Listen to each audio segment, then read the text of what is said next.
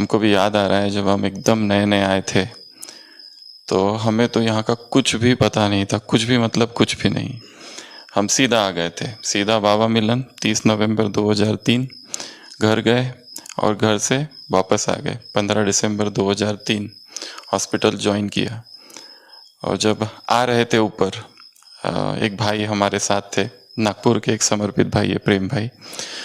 तो वो पूछने लगे तुम कहाँ जा रहे हो? तो हमने कहा ऊपर ग्लोबल में। तो हमारी उम्र तब 21-22 साल ऐसी कुछ थी। तो उन्होंने कहा कहाँ रहोगे?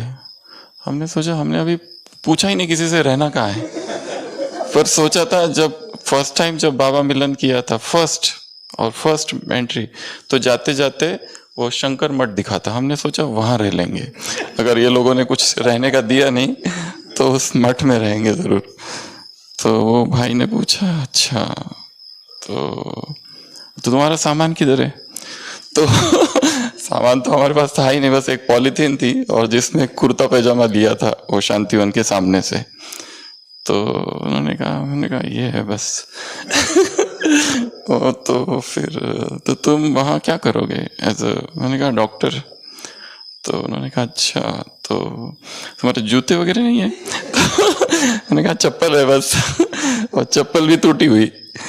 तो फिर यहाँ हम आए थे ग्लोबल में, तो डॉक्टर प्रताप से मिले ज्वाइनिंग के लिए। तो उन्होंने कहा कि तुम ये नहीं चलेगा, ये कुर्ता पैजामा नहीं चलेगा इधर, तुमको शर्ट पैंट पहनना पड़ेगा। तो हमने कहा वो तो हमारे पास है नहीं। तो वो किचन के घनश्याम भाई थे, उसको बुलाया, एक डॉक्टर आए हैं, तो उसके पास कुछ भी नहीं है। पहले उसको थोड़े कपड़े दिलाओ। तो फिर कपड़े दिलाए, वो घनश्याम भाई हमको लेके गए मार्केट। तो फिर हमने ज्वाइन कर लिया। फिर हमारा पहला पहला दिन था, तो हमको ये नहीं पता था कि ये मुरली वगैरह क्या है। तो हमारे पास डॉक्टर मुरली थे, तो हमने उन डॉक्टर मुरली से पूछा कि ये मुरली इधर होती है क्या? तो उन्होंने कहा अरे ये हेडक्वार्टर्स है, यहीं से तो सब जगह जाती है। तब हमको पता चला अच्छा यहाँ से है। तो हमने पूछा आप कितने बजे जाते हो? तो उन्होंने कहा 3 बजे जाता हूँ मैं। तो उन्होंने कहा हम भी आएंगे। तो ज्ञान का दूसरा दिन ज्ञान में आने का, तो हम भी आ गए।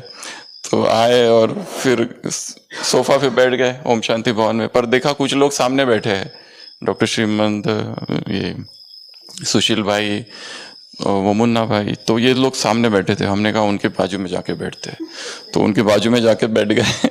और फिर सीधा दादी प्रकाश मणि आई और मुरली चालू हो गई, मीठे बच्चे अब तक तुमने जो पढ़ा है वो भूल जाओ। तो हमको एकदम डर लगा, ये पहले तो है कौन? और फिर हमने पीछे देखा कि किसको कह रहे हैं। तो हमको लगा जैसे मुझे कह रहे हैं, क्योंकि हम पढ़ के आए थे बहुत सारी चीज़ें। तो फिर मुरली भी पूरी हो गई और फर्स्ट डे था हॉस्पिटल का। इसके पहले भी सुनाया है, रामनाथ भाई एडमिट हो गए P1 वार्ड में, तो उनको देखने फिर दादी जानकी आ गई। तो हम वहीं खड़े थे, हमारा फर्स्ट डे था। तो दादी जानकी ने कहा ये कौन है? प्रताप सर ने कहा ये हमारे नए डॉक्टर आए हैं। तो दादी ने ऐसे देखा, फिर ऐसे हाथ रख दिया, हमको पता नहीं था ये कौन है। तो दादी ने कहा अच्छा ये है राज ऋषि। फिर हम हॉस्पिटल में ज्वाइन कर लिए और फिर और किसी से पूछा आप लोग कितने बजे जाते हैं? तो उन्होंने कहा कि हम लोग तो 3 बजे जाते हैं, किसी ने कहा 2:30 बजे जाते हैं, किसी ने कहा हम 2 बजे जाते हैं, किसी ने कहा 1:30 बजे जाते हैं। हमने कहा हम भी जाएंगे, करना क्या है पता नहीं। और फिर 1:30 बजे पीछे से पैदल, और फिर वो कुटिया कुटिया का दरवाजा खोलते थे। संजय भाई थे, तो संजय भाई दरवाजा खोलते थे हमारे लिए, और वो इतना गहरा अनुभव होता था। हम 1.5 साल इधर रहे थे, पर कभी किसी से बात करने की इच्छा नहीं होती थी। और इतना मतलब हाँ,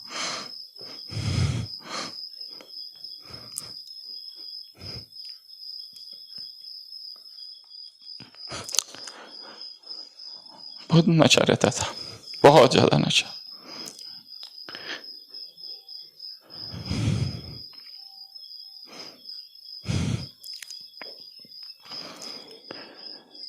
और सुशील भाई मिलते थे, और भी बाकी लोग थे उस समय, वो खाली दूर से मिलते थे, तो हमको बहुत खुशी होती थी इन सबको देखकर।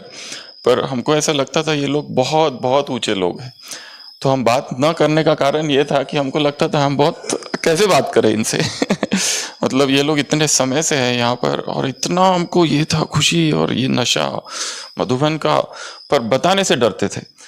एक बार किसी ने पूछा भी था तुम कब से ज्ञान में हो, तो हमने कहा था युक्ति युक्त बोलना पड़ता है इधर तो वैसे तो एक ही दिन हुआ था ज्ञान का, तो हमने कह दिया था 1 महीना। तो उसने कहा 1 महीने में मधुबन आ गए, तो हमको एकदम ही डर लग गया ये कहीं निकाल ना दे। तो फिर हमने उसको बढ़ा दिया, 6 महीना कर दिया। फिर किसी ने पूछा तुम कब से हो इधर, तो हमने कहा 6 महीने से। तो बोले 6 महीने में मधुबन भी पहुंच गए, तो बाप रे हमको तो और डर लगा। तो हमने फिर अगली बार 1 साल कर दिया तो कब से हो, तो हमने कहा 1 साल से। अच्छा अच्छा 1 साल से, कौन सा सेंटर, वो भी एक प्रश्न था, कोई सेंटर था ही नहीं, सीधा यहीं पहुंच गए थे। तो वो 1.5 साल जो था वो बहुत बहुत मतलब इतना भयंकर नशा था कि क्या करूं और क्या नहीं। मतलब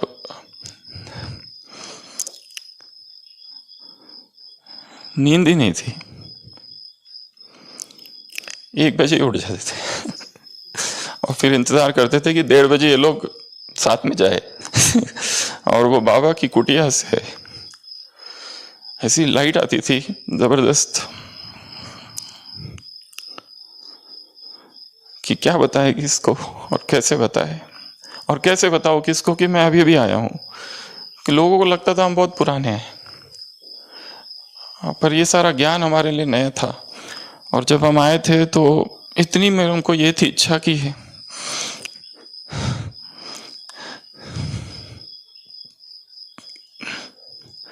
कि अव्यक्त मूल्यों को अध्ययन करें।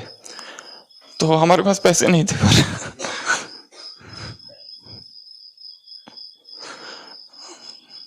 तो हम लाइब्रेरी जाते थे। तो लाइब्रेरी में हमने फिर वो चीनू भाई थे उनसे दोस्ती कर ली। पर हमको ऐसी बुक चाहिए थी जो हमारी हो, क्योंकि उसमें अंडरलाइन किए तो अगली बार लोगों ने डरा दिया तुमने लाइब्रेरी की किताब में अंडरलाइन क्यों की तो फिर हमको लगा फिर हम वेट करने लगे कि कब सैलरी आएगी। तो हमको फिर फर्स्ट सैलरी मिली 6,000 5,000 ऐसे कुछ थे उस समय। तो वो जो पैसे मिले हम सीधा लिटरेचर डिपार्टमेंट में गए, और 1969 से 2003 तक की जो अव्यक्त वाणियां थी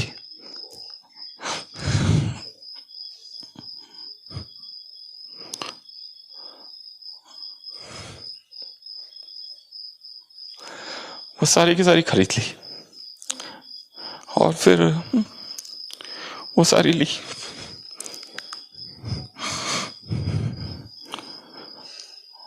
और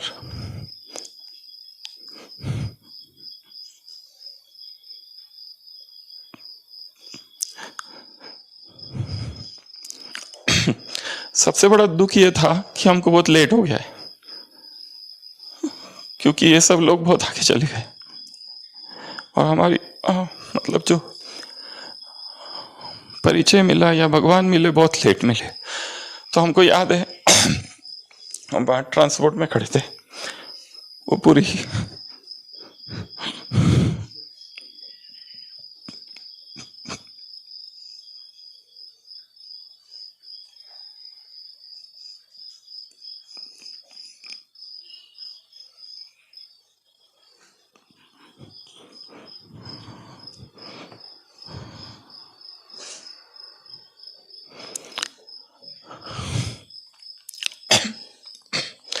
पूरी अव्यक्त मूल्यों का सेट हमारे पास था, और हमने ये सोचा था अब इस भगवान को छोड़ूंगा नहीं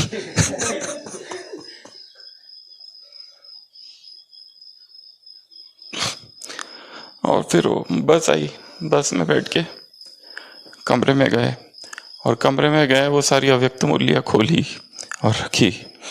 और फिर हमको लगा कि ये जो भाषा है ये हिंदी है, ये हमको नहीं समझ आती है, कोई मिले जो हमको ये समझाए, कोई मिले जो ये बताए ये क्या है, कौन समझाएगा हमको। तो जैसे बताया सुशील भाई ने, यहाँ सुबह क्लास होती थी, हम यहाँ आके बैठते थे, चुपचाप बैठते थे और चले जाते थे। बात करने की इच्छा नहीं होती थी हमसे, क्योंकि ऐसा लगता था कि हम क्या बात करें, क्योंकि हमको तो कुछ भी नहीं आता है। परंतु वैराग ऐसा ज्यादा था कि यहाँ का हमको कुछ भी नहीं चाहिए, कुछ भी मतलब कुछ भी नहीं चाहिए। विरक्त थी चेतना। हमको हंसने की भी इच्छा नहीं होती थी, किसी को देखने की इच्छा नहीं होती थी। तो हम लगभग 1.5 साल यहाँ थे और फिर यहाँ से गए। वो जाना भी बहुत मुश्किल था और लगभग 5 साल 4 साल कुछ महीने 6 महीने जैसे कल बताया बाहर थे। और वो जो बाहर का समय था बहुत मुश्किल वाला समय था। और जब जब यहाँ आते थे, सुशील भाई से मिलते थे, बाकी लोगों से मिलते थे, बहुत खुशी होती थी, बहुत बहुत खुशी होती थी। और ट्रेन में जब बैठ के आते थे तो इतनी खुशी होती थी कि मधुबन आ रहा है। और वो जो गीत था बजता था, कितना सुंदर कितना प्यारा। और जब लास्ट में 2010 में 10-10-10 को वापस आ गए, तब तो ऐसा था कि क्या करूं और क्या नहीं। और जब पूरे बाहर थे मधुबन के, ऐसा एक दिन नहीं था कि हमने कोई गीत नहीं लिखा, कोई कविता नहीं लिखी कि हे मधुबन मैं कब आऊँगा कब आऊँगा। निर्वीर भाई साहब से मिले थे, उन्होंने कहा था कि वहाँ बैठकर ये सोचो कि यहाँ आके तुम्हें क्या करना है। तो हमने वहीं बैठे बैठे सोचा था कि हमें करना क्या है। वो पूरा विश्व दिखता था आंखों के सामने, कैसे मैं इनको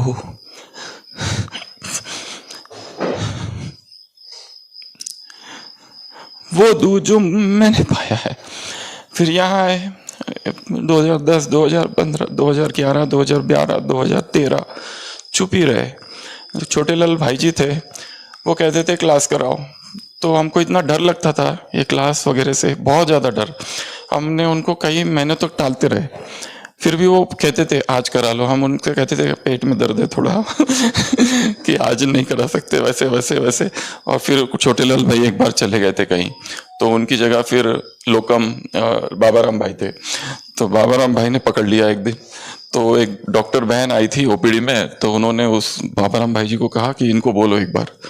तो बाबा राम भाई जी मिल गए, तो उन्होंने कहा आज संडे है तो आप कुछ कराओ। तो हमने कहा नहीं नहीं आज हम थोड़ा सा बिजी है।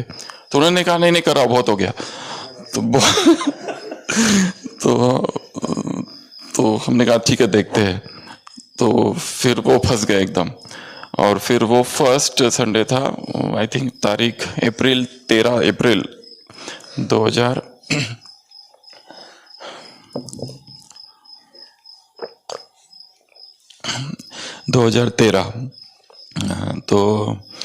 तो भी इतना, तो हमने कहा अब करना क्या है, क्योंकि कभी बोला नहीं था। तो फिर हम बाबा के कमरे में बैठे और फिर बाबा से कहा क्या करूं मैं, कौन सा बहाना बनाऊं क्योंकि पेट दर्द सब हो गए, इनका भी कौन सा नया बनाऊं। और वो टाइम हो गया ऑलरेडी 5, क्योंकि 5 बजे अभी से बोल दूंगा ताकि वो दूसरों को बोल सके, ताकि मैं छूट जाऊं। तो फिर जैसे उस बाबा के कमरे में इतना पावरफुल जैसे ये हुआ। और उस बीच में एक बार ऐसा हुआ था कि मोहिनी बहन मुंबई में थी, तो उनको लेकर हम आ गए थे 2010 में एम्बुलेंस से और फ्लाइट से। तो बाबा ने बीच में बुलाकर कहा था कि डबल डॉक्टर हो तो डबल सेवा करनी है। तो वो भी ऐसा लगा कि जैसे, और भी बाबा ने कुछ, एक बार दादी जानकी से मिले थे 2011 में, माइक हट गया था और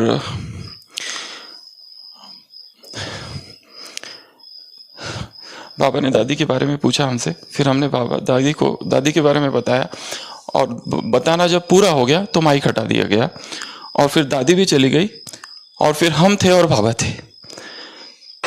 तो वो कहीं पर भी रिकॉर्ड नहीं हुआ।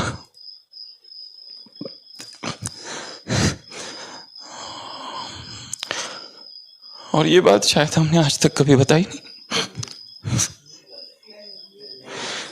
ये कहीं पर भी नहीं।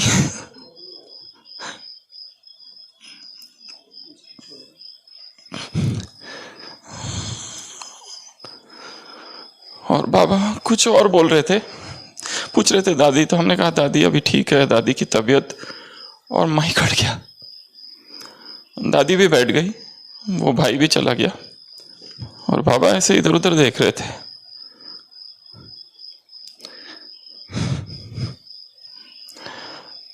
और एक छोटा सा वाक्य था,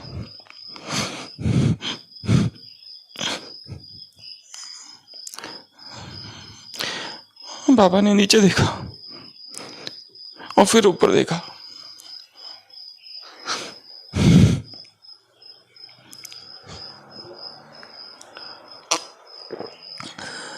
और कहा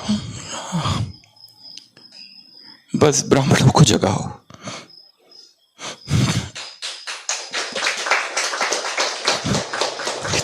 इतना ही था, बस ब्राह्मणों को जगाओ।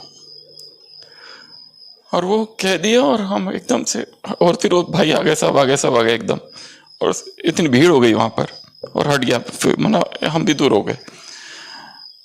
तो हम जब बैठे इधर बाबा के कमरे में, तो ऐसा हुआ कि हम क्या करें। तो वो बाबा की आवाज़ थी, या हमारा ही अपना ही चिंतन होगा शायद, या क्या था पता नहीं, परंतु वो आवाज़ ने हमसे कहा कि जब तुम बोलोगे तो